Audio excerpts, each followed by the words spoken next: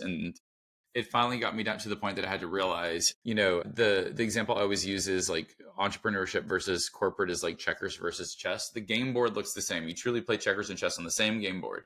The rules are completely different. And so I had to learn really fast that once I had that breakthrough, I had to give myself permission to learn how to play the game of entrepreneurship. But everything you learn in corporate becomes your competitive edge. So that was like a big thing because I tried to grow a business and start a business and would fall flat on my face. And the other piece of this is corporate, the world I came from, prides you in being the world's best generalist. When I was at Deloitte, they wanted you to be great at everything. Entrepreneurship does not celebrate being the best generalist. They want you to be known for something. Welcome to They're Not Like Us, the podcast where bold ideas and inspiring stories come to life. I'm your host, Aaron, here to challenge the norms and ignite your potential. If you're ready to level up, don't forget to subscribe and join the movement. Now, let's dive in. Hello, welcome back to They're Not Like Us. I'm your host, Aaron, and today I'm joined by Mark Stern. Welcome to the show, Mark. Thrilled to be here, Aaron. So thank you for having me. It's my pleasure. Could you tell people a little bit about yourself, please? Yeah. So I'm Mark. I am in Austin, Texas. I run a business called Custom Box Agency. And what we focus on is helping businesses optimize their customer journeys. And we do so by creating these physical experiences that just take that digital experience to the next level. And in my personal time, I'm a proud father of my little Welsh corgi, for a little critter that I have. And I love to do Spartan races. So I like getting muddy in the mud and doing the obstacle course races. So that's just a little bit about me, but love the outdoors and love Texas. Yeah, it's supposed to be a lovely place to live in it, Texas. I've never been, but I've heard a lot about it. We're big. It's a big state. Yeah. But every corner is so different. Yeah, man. I'll have to go one day. I'll have to give it a whirl. We were talking off camera just about the big 4-0 that's coming up for me. And you mentioned that you're doing all these Spartan races. How are you finding doing that now, especially if as you get older? Because they're a bit of a challenge, right? So I'll tell you the story of how that all started too, just because it was never like something I thought I'd ever do. And it's inspired so much of my life. But when I turned 30, which is crazy that it was a decade ago, I set a goal to do a 5K a month for 12 months straight. So January to December. And I wanted the medal at the end of the journey. And part of the reason that I did that is when I was a kid, when I was born, my feet toed in pretty badly. And so I grew up in Alabama. I had braces on my legs to try and get my feet to like grow right. And I remember just traveling all throughout the state and the surrounding states, going to doctors who just watched how I walked. And as a kid, I tried to play sports, but every time I'd play sports, I'd trip over my feet and just accepted this idea that, I'm not a runner. I'm not an athlete. This just wasn't in the cards for me.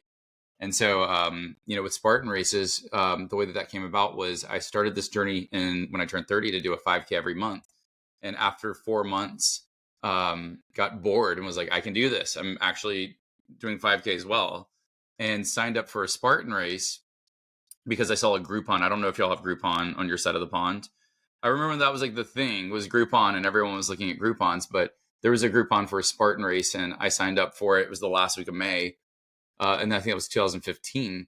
And I remember thinking this is going to be fun. And then as we got closer to it, thinking, have I lost my mind? Like, what is this thing I signed up for? And almost talked myself out of not doing it. But finally was like, I have to do this because it's the last week in May. And I have this goal. We got to the race, started the race, and was giggling the whole time. It was such a blast. And so it was a 5K. It was the Spartan Sprint. And I completed the race, and they give you a medal. And I think I have one over here. Yeah, you can see an example that when you finish a race, they give you a medal, and then they give you a third of a medal. And they said, okay, it's time for you to go for your trifecta, which means to get the other wedges. You had to do a 8 to 10 miler and a half marathon. I actually see it right here. This was it right here. And in doing so, you get the full trifecta. Brilliant model. But that's kind of where this all started. Was I didn't hold a belief that I would ever do a half marathon mud run, but they built the systems and the machine that made me say, when I had 2 of the 3 wedges, if I have to drag my body across the finish line, I'm getting that last piece. And that's kind of where it all started. And the other part of this, I'll let you know, is turning 40. I did this every year until up to COVID. And when COVID happened, like we were all in quarantine at home, and I just like did not take care of myself and got up to 250 pounds, which is not where someone of my height should be. And I'm 5'11". And it was the turning of 40 that made me wake up and go, okay, I got to change. Something's got to change, because I read an article that said the average person in the US lives to 78. So like 39 is truly that midpoint of life. And I just had this fear of, what's the second half of my life going to be like if I don't take action? And that's when I really started to prioritize health and self. And as part of that journey, got back into Spartan races. And the second you have it on the books, like you move your body to prepare for it. And so now that's just become a tradition that every year I'll go through and do the 3 races to get my trifecta. And I've gotten 6. So this year I will be getting my 7th trifecta. I like that. Yeah. It is important, right, to have something to kind of aim for, to train for. Kind of pushes you to do that bit more. I've found that out. I used to lift weight, so lift like heavy weight and try and like beat my own PRs essentially. So that used to drive me forward. But with the state of my back now, because I've done 2 discs in my back and stuff, I can't particularly keep lifting heavy. So I've been looking for something to kind of have something to train for, because I still go to the gym, I still train, I still keep myself fit, but it's different when you're preparing for something versus when you're just kind of going through the motions. 100%. Couldn't agree more. Yeah. I've never done a Spartan, but is it very similar to the Tough Mudders, where they have like electric shock obstacles and stuff like that?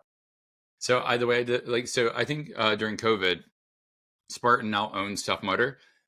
Very similar in the fact that there's lots of mud and there's obstacles. Very different in that, like, Tough Mudder's obstacles for me were like goofy, like the getting electrocuted and I don't know, like there were so many ice water and stuff. It's like gimmicky, isn't it? Gimmicky. Oh, 100%. Whereas Spartan, I would say, is a little bit more strength-based obstacles, like climbing ropes, pulling things, pushing things, throwing things. But it's a little bit more like they're determined to turn it into an Olympic sport. But both are amazing. I don't want to get electrocuted, so but when I did Tough Mudders, like, again, I was like giggling the whole time just because the obstacles were so silly. But just very different in terms of the mindset and how they approach the races. Yeah, I've never trained either, to be fair. I've done like half marathons and stuff, but like in the traditional ones. But maybe it's something I'll give a go and see what it's like. That's a blast. If you're in the States and you do it out here, let me know and I'll meet you up there. I've done over 20 to date, so, and growing. But couldn't go in that, to be fair. Never thought I would be doing them ever in my life. It was never a vision. It literally was, this is what got me hooked, because, if you think of it through the lens of a business, I just wanted to do the race because it was a goal I set. For them, they engineered something that increases lifetime value by gamifying, the experience, which is so brilliant. Yeah, that's, to be fair, that's incredible marketing, really, to give you that, because who wants just that 1/3, right? Yeah. That's it. I mean, when you have 2 of the 3, like, I never held the identity of, I can do a half. I mean, as a kid, I didn't do anything because my legs. So to do that, like getting that last wedge, I broke down because like it was like shattering the belief, and you could see the transformation I had gone through back in 2015. Yeah, and I think if you've done all 3 as well, you're much more likely to continue then at that point, aren't you? Oh yeah. If someone can show you something about yourself that you didn't know, I feel like you have a fan for life. Yeah, it's very clever for them. But do you kind of employ anything similar in your business? Any kind of gamification or kind of, ways to kind of keep people coming back, really, I suppose? 100%. So, with our business, and you can see all these boxes are products that we created in my business, but we tell clients when we're really focused on customer journey, and what I don't want you to think is swag box. We joke and say swag. When people think of a swag box, swag means stuff without a goal. Stop sending people stuff, actually creating an experience and giving them what they need. And so in order to do that, we need to get into what it is you're doing in terms of how you show up and serve your clients, your customers, even if it's internal for employees. And so when we design it, the first question that we look at is, if the customer life cycle is you acquire a customer and then you deliver the products, the promise as to what they bought, and then you want to retain them, those are three very different strategies. So when we work with the clients, we're like, is this campaign an acquisition campaign to get you clients or employees? Is it a delivery campaign? How do we do the onboarding process and show them the pathway to get results faster? Or is this retention? Is it awards? Is it, we'll introduce box 1 of 4, but to get box 2 of 4, 3 of 4, and 4 of 4, similar to this structure, you have to keep engaged in hitting the milestones that is laid out by the business. So how we engineer these experiences, there's so many different ways to infuse the gamification, but I'm so set on stop making it so hard for your customers to get results. Give them what they need. And, there is complexity with physical, but for us, it's like eating candy. We have so much fun bringing these experiences to life. Yeah, and I think kind of customers, they can often forget what you say to them or whatever, but the way you make them feel is important, right? Because they'll remember that. And the other piece of this is I don't think business owners do a good job defining what success looks like for their customers. And so like Spartan did a great job. This is success. They defined success for me. If you're familiar with some people are familiar with the ClickFunnels realm, Russell Brunson, they have an award called the 2 Comma Club Award. If you make $1 million with your sales funnel, you get this award. Well, they define success in their game. How do they extend lifetime value? Well, once you hit it, they say you made $1 million using a funnel. Now make 10. Now the next milestone is 25, 50, 75, 100 million. If someone makes $1 billion, they're not going to stop the game because stopping the game stops lifetime value. And you see that same structure across so many different modalities. Think about the belt system for karate, going from a white belt to a black belt. You have to collect all the belts along that journey. Each one represents some degree of achievement, but they've defined success towards a black belt. A lot of businesses don't do a good job of it. No, yeah, you see a lot of the good businesses do that, and that's that. I don't know if you've seen much of that school platform that Alex Hormozi kind of part owns and promotes, but they're quite big on that, aren't they? You kind of win a day with him, and you get points for certain things, and yeah, that's the way that they kind of push that, and it seems to be effective. Oh yeah, absolutely. And I mean, everyone's doing more of the same. It's just providing a new opportunity or something different. And then if you think about games and gaming tactics, if you ever played video games, as a child of the 80s and growing up in the 80s, I was born in 1984. When Nintendo came out, I can't tell you how much of what we've done have been influenced by Mario Brothers 3. Like that was as a child. I loved that game, but just the nuance in terms of how they're guiding you through the experience to get you to the end. There's a lot of inspiration that you can then take that and say, how can I apply some of these concepts to my business? Yeah, that's good advice as well, actually, because these things like games and like social media and stuff like that, they are designed to keep us hooked and keep us on there or keep us coming back. So there's a lot we can learn from these kind of things, but the things that we see every day or we've experienced throughout our lives that we don't really pay attention to and necessarily put it into that business context, right? That's it. Yeah, from my experience, obviously it's just anecdotal. I don't know, don't have any kind of data to back it up. But a lot of small business owners, at least, they're really good at what they do. They go into business, but then the marketing side of it and the kind of getting customers bit is a bit that is completely alien to them, and they really struggle with it. Yeah, yeah. And it's I see that all the time because and beyond small businesses, but I just see people who are exceptional at what they do. But if you don't nail that marketing and visibility game, it doesn't matter how great your product is. And this is kind of where I'm like, the person that's the loudest typically wins the game. And then you get to see the quality of their product and you're just like, like this is not even a good product. And the dichotomy between, this is why I love the framework: acquisition, delivery, retention. Some people are really good at acquisition, but they forget when I capture that customer, you have to deliver to them. And I've seen time and time again, people so good at acquiring, but they're not great at delivering the products and services. And this is kind of where at one point I was seeing this like rise of the fake guru. I don't think people go out there with the intentionality of being a fake guru, but I do think that they have like selling and getting the sales language down has become so commoditized now with a lot of the sales funnels and the tactics that people are putting out there that they forget, for me, delivery is hard. But if you can excel at delivery, it's game over because you can acquire and deliver upon the promise at the quality that, for me, I have a high standard in terms of how we serve. Delivery is the game we play. We are exceptional. If you work with us and there's not a box experience at the end of our process, that's a problem. But that's because we are good at delivery. Could we be better at acquisition? Oh yeah. And that's a big focus of ours, is how do we get the message out there? Because that's my biggest struggle, which is, hey, Aaron, if I looked at you and said you need a box experience, you're not going to know what that means because we've kind of created this modality. Yeah, that kind of makes it difficult, I suppose, because you need that. Because I wouldn't have a clue, like you said, I wouldn't have a clue if you said that to me. And then you need to get to the point where I, A, understand what that is, and B, then want to take part in that, right? Totally. That's it. Yeah. Yeah. I suppose podcast is not a bad way to go because it gives you some time where people can kind of get to know you, get to know what you're all about, and kind of learn about that stuff. I don't know. Are you finding it effective using podcasts? Podcasts are great. We had a client that did a book launch, and part of his strategy to get on podcast or start to connect differently was that he actually sent out boxes to those that he was getting on podcast on. So as a strategy to be a point of differentiation, the amount of people that have reached out to me to say, I've never seen this before, or the amount of podcasts that I've been on that someone reached for the box and said, I got this in the mail. Is this something like kind of like what you do? And I'm like, that we did that. It's fun, and for me, it's like I was on the marketer's cruise last week and literally was in a conversation with someone who told me, she's like, we hired this company to do these boxes for us. And she's like, and I had this vision in my head of this box experience that had a journey map and a getting started guide and these envelopes that you rip open as you get to certain points of the process.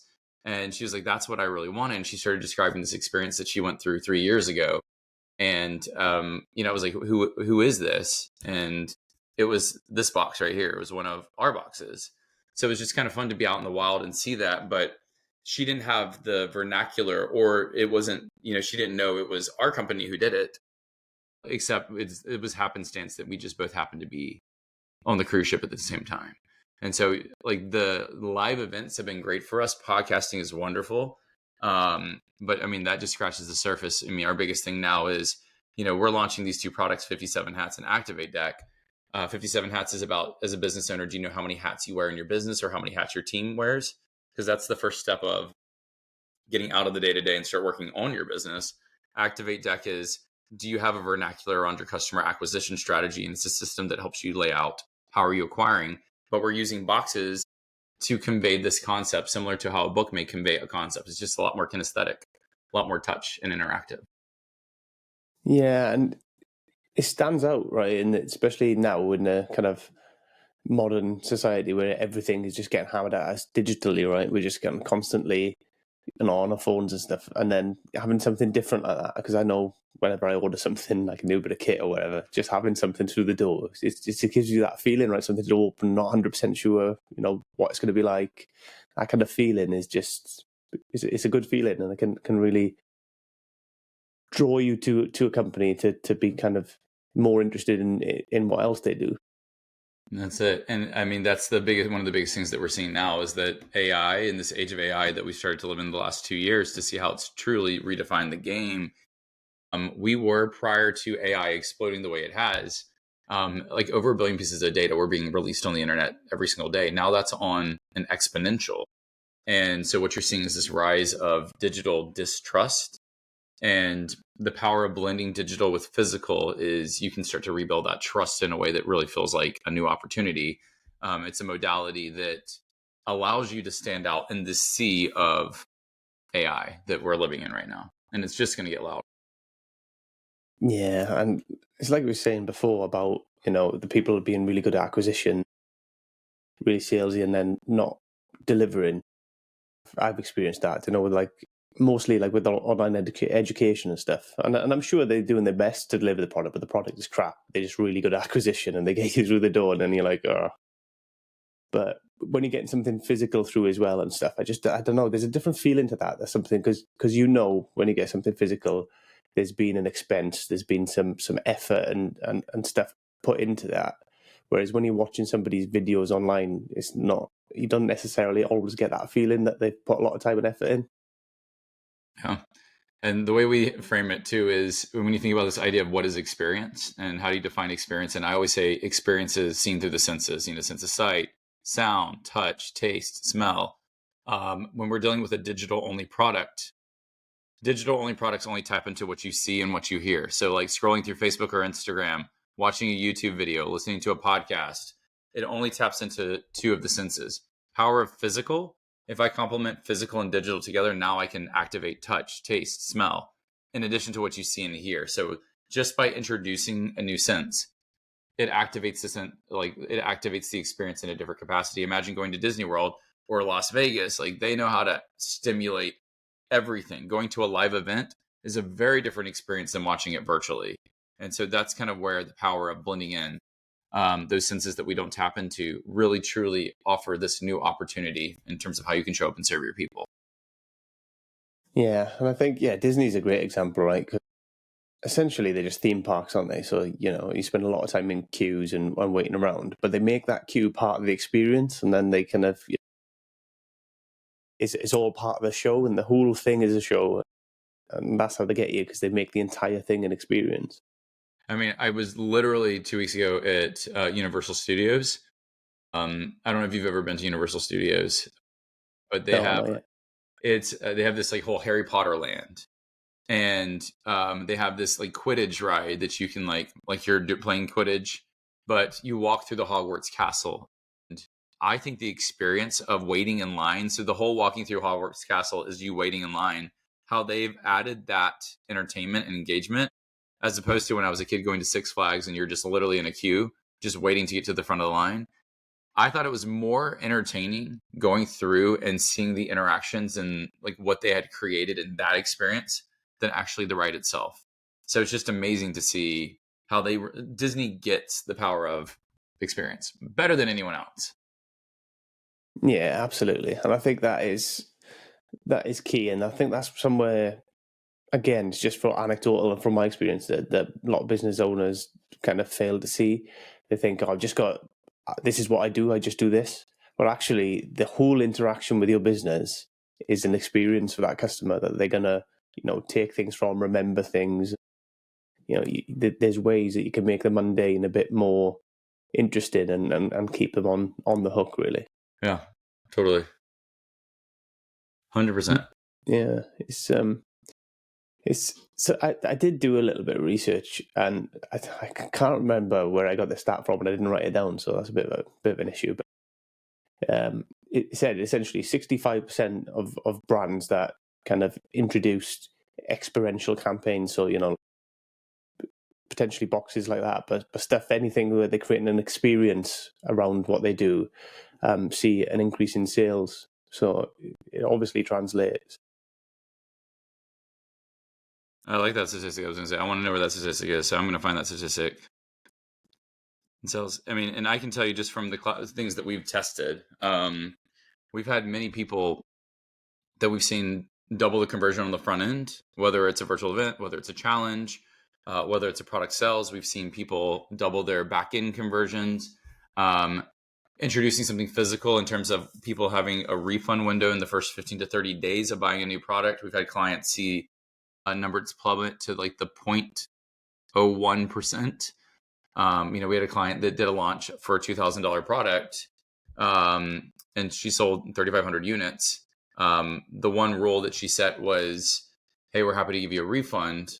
All you need to do is just ship us back your box. And it's similar to like if you buy something on Amazon or at the store, if you buy a piece of clothing that you take home and decide I don't want it, as long as you're in that refund period, you can take it back. It's the same principle. In her model, she had 19 people of 3,500 request a refund. So in terms of what you see as like national refund rates, it is a fraction of a fraction of a fraction of a percent. And the only thing that changed was really physical, adding something physical to it. But it's just seeing what we see. It's a powerful thing. And especially if you're leveraging the strategy as an acquisition strategy, it's like a new form way of thinking about, I can spend money on paid traffic or I can leverage direct mail as another channel to start to get in front of my customers and build a relationship with them. It's just different. Yeah, I think multi-channel is important as well, right? You have all these different touch points in different areas in different ways. I'm not saying digital is bad. Obviously, digital is at the forefront at the minute as well with reaching people in the first place. But then if you can build on that with these kind of physical things and other touch points in other areas, and ultimately what we're trying to do anyway, whether it's digital or elsewhere, is kind of take them from whatever platform we've reached out to them on to get that direct contact, right? So to get that ability that we can just connect with them directly without anybody in the middle, really. Yeah. And the other thing I like to say is, like, the importance of staying relevant on a digital channel. I can't tell you how many products I've bought that I don't even know what the login is. Things that I've spent thousands of dollars on that I couldn't even tell you how to access them or log into them. And they're probably not maintained at the same. So it's just like that lifespan typically is a lot shorter. When I mail you something, how we think about designing the experience is, what is it that you already naturally save? Because typically I know when you read a book, you don't throw out a book, you put it on a bookshelf.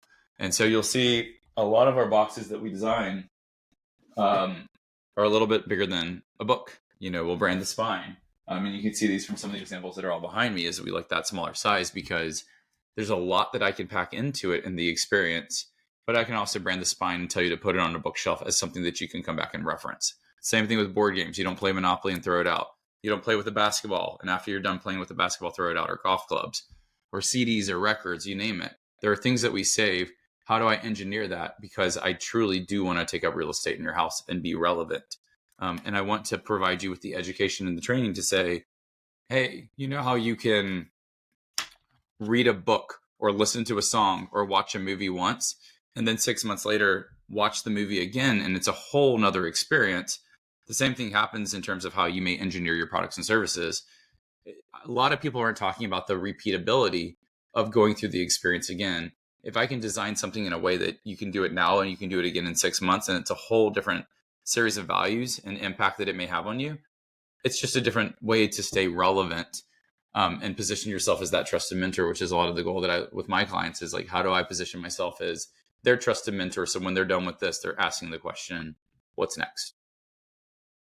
Yeah, I think with stuff like that as well, I like the whole make it like similar size to a book and stuff like that. And I think anything that kind of is maybe either traditionally along those lines that you can store, or maybe even something that's a little bit quirky, a little bit different, that people think, oh, that looks good in itself. That talking about the packaging itself now, not without what's contained within, then people are more likely to kind of keep it and then more likely to refer back to it and stuff like that.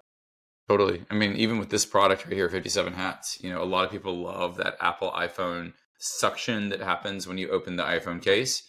And so to replicate something like that, the cool thing about this is a lot of the packaging modalities, like the cost is the same. It's just how they shape the box. And so you can shape your packaging any which way. If you see it out in public, you probably can get the mold custom made so you can have that style of packaging, and doesn't necessarily have to break the bank. Yeah, and if you can tie into them kind of things, because like the Apple one's quite interesting because everybody will kind of relate to that. Everybody who's had an iPhone or an Apple product will kind of relate to that, and they will immediately associate that with like a high-end product, really. That's it. And again, feels like a new opportunity. And I would say in the packaging game, what's easy now? A display mailer. Display mailers are, boxes like that are one piece that you open up to the back and it opens up. This one piece box is probably the most common box you could see, and it's easy to go online. There's endless amounts of package partners that do it. Where I get excited is I love the display mailer. It's a great convenient box. It's a great way to display and showcase, but having different units of different shapes and sizes allows me to play a little bit differently in terms of this. And this is just like a 2-lid box. That's more that lid and base that's there. That packaging makes it stand out differently than what everyone else is doing, or what I typically see people produce in the online space. Yeah. the different things are the things that you're going to remember as well. If you just get a bog standard kind of box, you're not going to pay any attention to it. Whereas if the box is slightly different, like we said, even like the Apple thing, or if they are just slightly different, a bit quirkier to what you normally get through, it kind of immediately grabs your interest a bit more. 100%. And the other thing that we're starting to play with that excites me is how do you infuse this idea of Easter eggs into packaging as well? Because if I can create an experience that is just one way, but there's an element that's hidden, maybe a false bottom in the box, maybe there's just a hidden panel in some capacities that you leverage with QR codes, however you do it, the way to infuse, maybe you embed it. Oh my God, I'm going to say it. NRF. Is it NRF tag? Oh my gosh. Do you mean like a NFP? NFP, that like your phone touches it and activates. There's all different ways to leverage it. Is that what it is? I always say NFT, and NFTs are the graphical images, the whole like gorilla thing, and it's not that. It's the technology that's used kind of when your phones bump together to exchange contact information. If you can embed that technology into a box, then all of a sudden there's all these hidden things that you can start to unlock and do that makes it interesting. Yeah. I'm not 100% what they call it, to be fair. We're showing our age a bit here, Mark, aren't we? Yeah, I think it's NRF, but I could be wrong. Anyway. Yeah. Stuff like that, though, makes a huge difference as well. And if, like you say, if you can have that crossover, like from the physical to the digital and kind of merge it all as one, I think that's massive, really. That's why I love QR codes too, is that I think that the day and age in terms of, I mean, COVID in the restaurant industry taught us like how to use QR codes in a more mainstream way. But this idea of leveraging a QR code instead of a way to access the menu in the restaurant, but a way that I can send you a QR code that can beam information and leveraging the dynamic nature of it. There's so much that you can do. One of the things that we've started to test too with that is like, I could take a water bottle, put a QR code on it, and say, if you scan it on Monday, you may have the Monday workout if you're in the workout space, but if you scan it on Tuesday, it's the Tuesday workout. And so. So having this one code constantly change and evolve. And by doing that, you have this living product that I think is really interesting. That's always evolving. And when I think about people keeping things, if I create something that has a code that's constantly changing, are you more or less likely to save it? And I think when it's living and evolving and you're constantly giving people information that serves them, I think it's interesting as a modality that you'd want to keep. Yeah, and it creates a level of curiosity as well, which is big for people as well. The amount of crap I watch on TikTok because I'm curious, and I know it's awful, but you get these videos and it's like part 1 of 3, and I'm watching them all, and it's all rubbish, and I'm just waiting for the end, and it's all because of that curiosity. It's don't even get me started. I get so trapped in those, and then it starts recommending videos, and I'm like, is this really what it thinks I want to watch? And I watch it, and I'm like, and then it gives me more of it, and I'm like, oh, why am I getting these videos? They're disgusting, and they keep sending it to me. I have no idea that like this guy is gonna like this. They're so good at they capture attention and feed you more of what they know you watch. It's brilliant. Yeah, they definitely know what they're doing. When it comes to exponential marketing, what kind of role do you think AI is going to play then in the future? Because obviously that's coming big now, and there might be ways to kind of tie that into it as well. Yeah, I one of the things that I experience and like we're going to start testing is personalization. I think is going to be huge. So imagine getting a product or getting a box experience or something that truly, as you navigate it, it's not one fits all. It's one fits you. And, you could take data points and insights it may capture from you. And as you're like, imagine going through a course that is truly understands who you are and things that like how to resonate with you. And it's constantly customizing the information and calling you out by name. And I went to South by Southwest and saw this firsthand that I went through this experience. South by Southwest is a festival that takes place in Austin, Texas. You have countries, you have companies, big names, everyone comes down to Austin, and it's about a 10-day massive celebration of innovation, film, and music. I always go for that interactive innovation part of it. But the experience I went through, literally, I signed up for it, and then I had to go into this phone booth, and they were teaching how to use AI using a probably Mid-Journey and a prompt to create an image, and then they mailed you the image on a shirt. So it was a whole experience. But what I was so shocked on was when I got into the booth, the AI voice that was talking to me called me out by name. So it knew when I entered my 4-digit code, it constantly said, "Hi, Mark," and was just talking to me and calling me by name. And it just felt so much more human. And so I think elements like that is where we're going to start seeing this radical, eerie personalization that happens in terms of the messaging. And again, I love the blending of physical and digital. And if I can reunite those worlds, it is a massive point of differentiation. It's totally a new opportunity for your people. But I think that we're going to start seeing that. And then the scalability of it in a way that we just can't do when you're seeing all these AI workforces pop up. That's where it's going to get really interesting in terms of how I'm in Perry Belcher's mastermind. It's a mastermind called Driven. But Perry talks about this idea that it's a matter of time before we have a one-man business that is doing over $1 billion in revenue. And it's in order to do that, they have to leverage a massive AI workforce to bring it to life. So that's where I think things are getting creepy and interesting. And the workforce and the role of human in the workforce is radically getting disrupted. Yeah, there's going to be a lot of change, and it's quite surprising, really, how quick things do change, right? You look back kind of 20, 30 years and how far technology has come, and it's still just powering on. God knows what it'll be like in another 20, 30 years. I mean, I just think about back when I was in like elementary and middle and high school. We didn't have that. You actually had to go to the library and textbooks and research and come up with a paper. Or like we just got the internet and was like had that as a tool, but there was suspect about not trusting everything on the internet. And now, if you had to read Huckleberry Finn and answer a couple of questions, you literally can go into ChatGPT and ask it.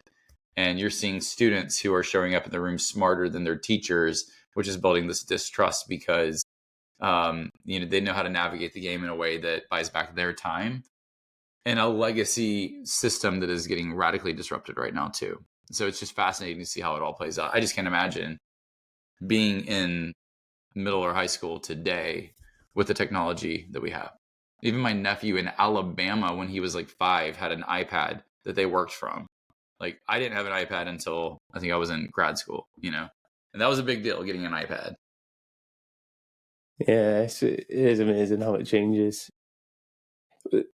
The thing you're saying about kind of AI, and it's true, right? You can just go and, if you had to do a book review, you could kind of just get AI to do it for you, essentially. Bring a lot of the info for you, at least. I mean, I find I use ChatGPT as a search engine a lot now to kind of, search for stuff that I want or like specific kind of statistics and stuff like that. It saves me trolling through the internet. How do you think it affects kind of creativity, though, moving forward? Because if people kind of rely on that to come up with all the info all the time, do you think that's going to have a negative effect on kind of people's creativity and what they bring to the table in that sense? I think it's a great question. And I think if you are wired the right way, I think it's an accelerator for creativity. And I say that as someone who, like, if you could see behind me, like, design is such a big part of what we do. AI is not at the point yet to replace what my team of designers can do and create. But we have leveraged it to accelerate elements that complement the vision that we hold. It's only a matter of time before I can say, I need you to create this on a box die line, because when you do print, creating things on print with physical is a whole different modality than creating something that lives digitally. And so that's kind of where like we feel pretty safe and well positioned where we are. But as a element of creativity, for me, there's been times that it's helped me see things and get even more creative by just seeing some of the prompts or some of the responses, or if it's something that's digital, even seeing how it starts to interpret some of the thoughts that I've had. So I've leveraged it in a way of saying, I'm 80 to 90% clear on what this vision is. Could I start brainstorming with AI to get me back to 100% and say, yep, that's the vision. That's where I want. And then bring that to life with my team. So that's kind of where it's just, I think it's a brilliant tool. I don't think it's going to replace right now today as is the nuance that, we deal with physical design and the layout of information. Yeah, I think what you're saying about vision is important, right? I think that's the key. if you have a vision, your vision, then it's a great tool to assist you in kind of bringing that to life and creating that. But I think if you are relying on ChatGPT to come up with the ideas for you and create the vision, then I think it's going to be a bit more. It's going to lose something that. And I'll tell you, one of the products that we're about to launch, we've had a lot of clients come to us and say, when you go through our formal process to do a box build, I mean, you go through a virtual strategy session so we can understand the scope of your business. You'll do an all-day workshop. Oftentimes people fly to Austin and come to our offices, and you can see endless amounts of examples of our work, but then you spend the day breaking down the entire vision, and then we go into the design process. Like all of that, as it is right now, I can't see AI replacing that function. It may add to the acceleration of what we're able to come up with and create. But that's for me. There's just certain pieces that, it's not there yet, but I think it's a matter of time between how we start to leverage that to enhance. That's just going to get more interesting. Yeah. And like I say, we don't know what it'll be capable of in kind of 10 years time. It might, accelerate and it might be a completely different beast by then. But I mean, even now it's such a powerful tool. And as long as we use it as a tool and not as a replacement for that kind of human thought and creativity and all them other pieces, because I don't know about you, but my brain is definitely not wired right. So I come up with wild ideas that I could kind of then use ChatGPT to kind of explore and help kind of bring to life, really. Yeah. 100% though. Yeah. It's fun to watch though. Yeah, and I find it quite interesting. I like playing around with it and kind of figuring it, trying to. We'll see. I do worry a lot of people rely on it too heavily, but like I say, it's still early in it, and people are still getting used to it as well. So awesome. Yeah. But moving forward, then, Mark. So, have you made any kind of major mistakes with your business? Oh, have I? Oh my gosh. I came from corporate.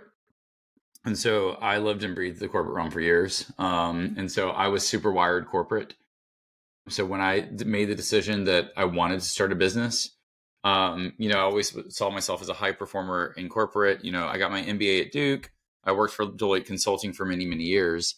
And switching from corporate to the online entrepreneur space, I think the biggest mistake I made initially was I had a corporate lens on how I approached growing my own business. And it finally got me down to the point that I had to realize, the example I always use is like entrepreneurship versus corporate is like checkers versus chess. The game board looks the same. You truly play checkers and chess on the same game board.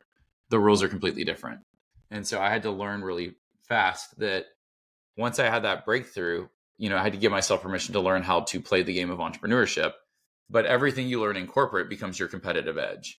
So that was like a big thing because I tried to grow a business and start a business and would fall flat on my face. And the other piece of this is corporate, the world I came from, prides you in being the world's best generalist. When I was at Deloitte, they wanted you to be great at everything. Entrepreneurship does not celebrate being the best generalist. They want you to be known for something. And so I had two separate businesses that I was growing, one in the virtual event space, and then now introducing this custom box business. And they were both doing, low six figures. So they're both doing okay. But it took my mentor looking at me going, I've asked a bunch of people who is Mark Stern, and half of them said, you're the virtual event guy. The other half said, you're the custom box guy. So like you're splitting who you are to the market. Which one are you? And at the beginning of COVID, when you would think it makes sense to go all in on virtual events, there was something that pulled me towards these boxes as a new opportunity that excited me. And so I killed this business I'd built for years and went all in on the box business. And it took off. It was just amazing how just niching down and being known for something. And the other belief that I hold is that I want good people to win. If I want good people to win, then, the law of reciprocity states that other people want me to win. And we have to hold that belief as a business owner. And so with that, how do I make it easy for other people to help me win? Well, the more easy I can help them communicate what it is that I do, the more that they can talk about me to other people. So that niching down and being focused on one thing, when someone says who does boxes or builds these box experiences, you see a bunch of people go instantly, you need to reach out to Custom Box Agency and Mark Stern because I made it easy for them. So those are all some things that I've learned along the way. There's a lot of growing pains when growing the business from a 6 to 7 figure to a multi 7 figure business that you learn because you have to reinvent the business at certain junctions. But the wiring and the mindset around it, mindset's that thing that we all need that a lot of people don't want to pay for. And I say that in the sense of my head was not wired correctly as I started this game, and it took someone else calling it out. But when I wired my brain in the right capacity, you get to a point that your business grows arms and legs and you can't control it all. And so at the end of the day, this is where I see great entrepreneurs and great business owners crash and burn because they can't rewire their beliefs and their mindset around their business and relinquish control in the way that allows the business to grow and become what it could, if that is something that if you want to grow your business, And so I've had to learn how to grow a team and hold a belief that not everything I do in my business is reliant on me, that other people can learn what I do and do it as well as I can. Even though it may sound easier than it actually is, but I have to hold that belief. And those things have really helped us start to grow the business. Yeah, that's a big thing, right? Because if, as a business owner, you can be that roadblock to prevent growth because you feel like you have to control everything, and there's only so much you can manage, right? As a business owner, if you want to grow beyond a certain point, you have to have that element of trust and bring people in and kind of train them. And I think the difficulty is when you bring people in, they might not necessarily do things the way you would do it, but it doesn't make it wrong. If it's effective, then that's the goal, right? It's interesting. Someone asked me if someone could do 70% of what you do, would you be happy with that? And the reality is, I have to be happy with that. And if I can get it to 80 or 90, even 100%, or find the people that can do it better than me, wonderful. But when we talk about scale, like there's a heart of what we do that is important, that is a bare minimum to say, if I'm going to put my name on something, there's a quality I want to guarantee my clientele. We are above and beyond that with the team. And I mean, I'm not even involved in the day to day, but it took me rewiring my brain to saying, they can produce it and they can produce something better than what I would be able to do. And that's where I get surprised as I see what the team puts together. And had I stayed in the same mindset I had at the beginning of the business, man, I look at some of the things they produce and think, I have no idea how they thought of this and shaping the story in this capacity, but this is far better than, and part of that's just giving them permission to step into their genius too. Yeah, and I think that ultimately is the goal, and that's what the best businesses do, right? They bring in people who can actually do it better than them. And if you can do that, then you're laughing. You're well on your way. Yeah. So it's a game. Growing a business is such a game, and so as a game, Mario Brothers. I used to play Mario Brothers 1. I played all the Mario Brothers on original Nintendo, but when you die, you restart and you keep going until you master it and get it right. I mean, that simple element, I can't even tell you with the business itself, is that, you may not get it right the first time. You start to transition it off, but as you finesse and build the systems and the SOPs, your team gets sharper and stronger and stronger. And before you know it, you're just like, how do we get here? This is incredible. Yeah, I think people kind of, not everybody, but a lot of people kind of rush it, don't they? And think, they want to achieve it all really in a real short space of time. When really, if you just take a step back and look at, be patient and work at it, them sort of small marginal gains over time can have a massive impact, and your business can be like unrecognizable when you actually reach, 2-3 years down the line potentially.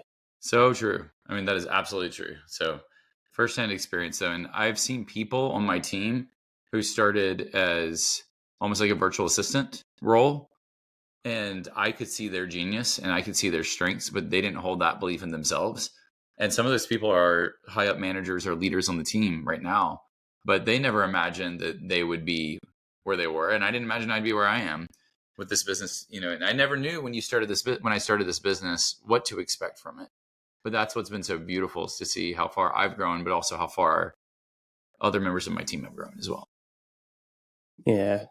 That transition from corporate to your own business, did you do that kind of gradually, or did you just kind of jump all in? I would have loved to have done it gradually. It was like burn the ships. The reason for it was, if you know the lifestyle of someone who does corporate consulting for like a big consulting firm, um, I would fly weekly. So at 4:45 a.m. every Monday, a cab would pick me up, take me to the airport, and I'd fly to my client. And I'd either be back Thursday night or Friday morning, just enough time to wash your clothes, put them back in your suitcase, and do it again. When you have that lifestyle, you literally are in meetings all day, working at night or in the morning. And so you have no quality of life. The quality of life is terrible when you're that road warrior with where I came from. And so this idea of starting a business was always something I wanted to do. I didn't have the mental capacity to do it. And it all came to a head. This was, I mean, I know the date. It was December 27th of 2017. It was the first time in the year that my brain could really slow down, because it was like the holiday break. And when you're in that lifestyle, it's just go, go, go. And I had this weird premonition, this dream in the middle of the night that was, if you stay in this job, it will kill you. And this was at a time that I was on the verge of becoming a junior partner at Deloitte. I would have had my title changed in a matter of months. And you just know it's going to happen because of your rating and the number of years you've been there. So it was all about to happen. And I didn't want to see my title change after that. So I literally came back, and it was January 3rd. I had to be in Dallas, and I sat down with the partner I reported to and told him, I will stay as long as you need me, but I have to go. And put in the notice January 3rd of 2018, and stayed until May, until that, because it's just hard to replace people when you're that intensely involved in that world.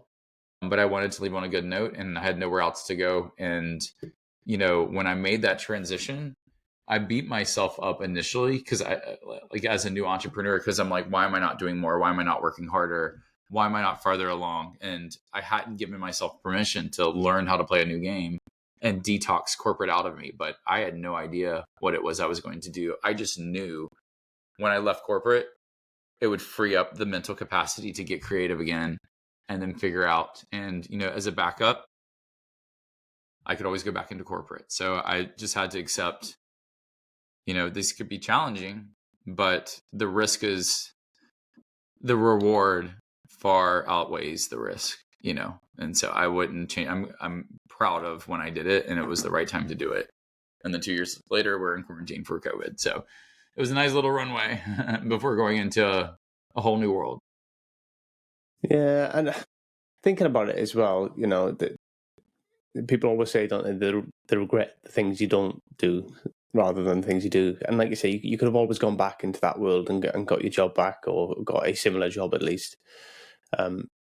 But you might have been kicking yourself if you never actually gave it a go. Yeah, I wonder that too. Like, because I'm like, what would my life look like? But man, the craziest thing is, I've always wanted a dog, and it was in 2017, early 2017, that I landed on, I want a Welsh Corgi. I don't know why. I wanted like a medium-sized dog that would be great indoors, that would be a good companion and smart. And it fit the bill, and found a breeder in Texas and reached out and just said, hey, I'm coming to you in sometime in 2018. I don't know what made me do this, but I paid her for this dog that did not exist. And she was like, what do you want? And I told her a black-headed female tricolored corgi. I don't know why it was that specific. And I was like, I want her to be a little girl.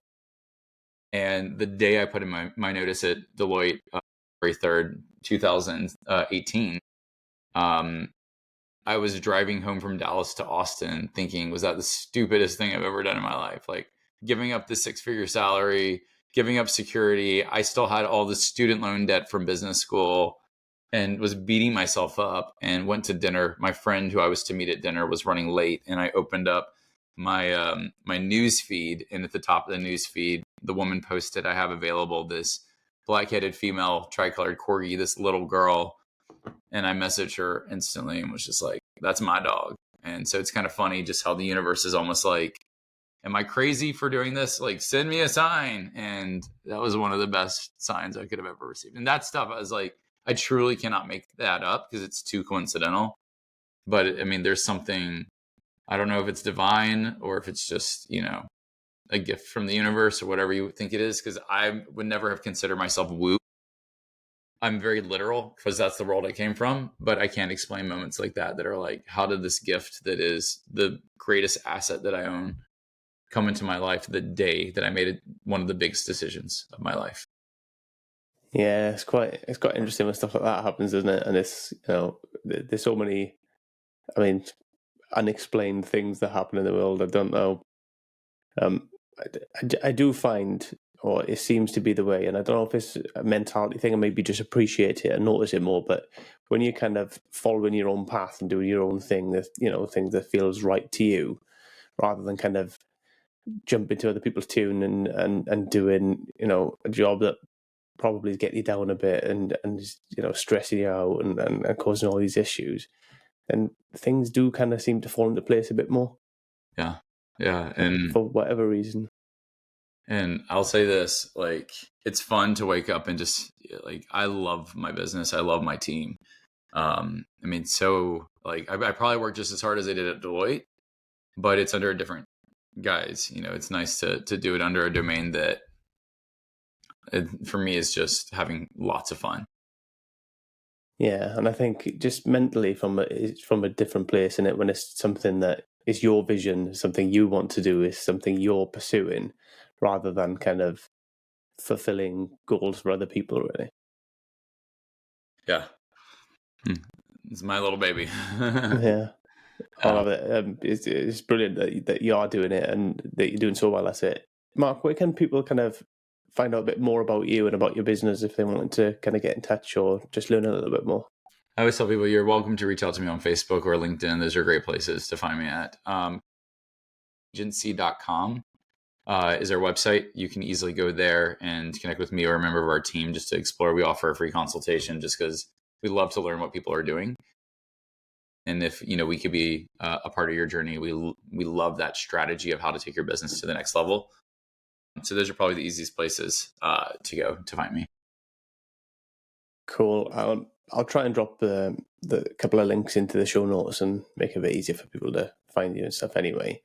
Before we do kind of bring this episode to a close, do you have any kind of final thoughts or messages that you'd like to share with people? Yeah, the biggest thing is, especially if you're going down this journey, if you're thinking about leaving corporate, going to entrepreneurship, if you are thinking of starting a business, I see a lot of people lock themselves into a room and create a product and then throw it out there and then question, why is this not working? And I think this game is so much more fun when you play it with other people. And so this is why I like the power of finding communities, joining masterminds, building peer networks, even if it's peer masterminds, but to be able to play this game with other people and not rely on you. It takes so much stress off your shoulders as a business owner. Because I find that when I try to create by myself, I can create some pretty good stuff.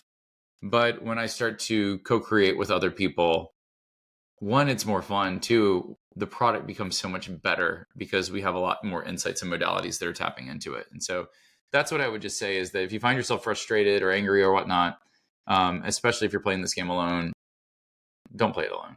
Find other people that, join, get on podcast, build your network. But that part of this game is you'll see that there's a lot more people like you and it's so much easier to win together. Yeah, that's great advice, because it can be a lonely place if you're doing it by yourself as well, right? Because you spend a lot of time kind of locked in doing stuff, and if you've got nobody to bounce ideas off of or to talk to, and I think it's just human to want to kind of share stuff with people, with other people, share experiences, to kind of just makes us feel better, I think. 100%. I mean, we wouldn't be where we are today if I kept it all to myself. But it's been such a fun journey so far. So, yeah. Brilliant. Mark, when's the next run? When's the next Spartan race? Debating. I think there's a Houston one. I've never done Houston, and here in Texas, I've done Dallas many times. I've done Austin. So I may be doing that for sure. Austin in May, and I did Hawaii last year. That was over for my birthday. My 40th, I spent in Hawaii to do the Spartan race, just because Nice. it had been a couple of years since I'd been, and it was like a celebration of getting back into it. But what's fun about that one is that's where they filmed like Jurassic Park and Lost and Hawaii 5-0. So it was fun running it, thinking about like, oh yeah, all the dinosaurs, or like the fog monster and Lost and all that stuff. So those are probably, 3 on my list. Again, this year, Houston being a new one. Nice. What training do you do for it? What you just run, or you just hit the gym and do a bit of like a mixture? Yeah, it's a good question. So I hit the gym 3 days a week, and there's a whole protocol that I follow in the gym. And then I like to run on the off days. And so if I'm not going to the gym, usually you'll see me at the gym. It's very regimented. It's Sunday, Tuesday, Thursday. On the off days, Monday, Wednesday, Fridays, I typically run. Saturdays, I take off. And so that's pretty much been the training that I've done. And honestly, that's plenty of training for the beast. I think most people can roll out of bed and do the sprint pretty easily. Super, if you've not run, you have to get that endurance beast. You probably want to train a little bit more because it's very much endurance. Yeah, well, I wish you the best of luck with it all anyway, and good luck with your business and your training. It's been an absolute pleasure having you on the show, and I really appreciate you taking the time to speak to us today. I appreciate you too, Aaron. So thank you for having me. Really do appreciate it. Thanks. All the best, Mark. Bye. Take care. Thanks again for being part of this journey. Stay tuned. We've got even more great conversations coming your way.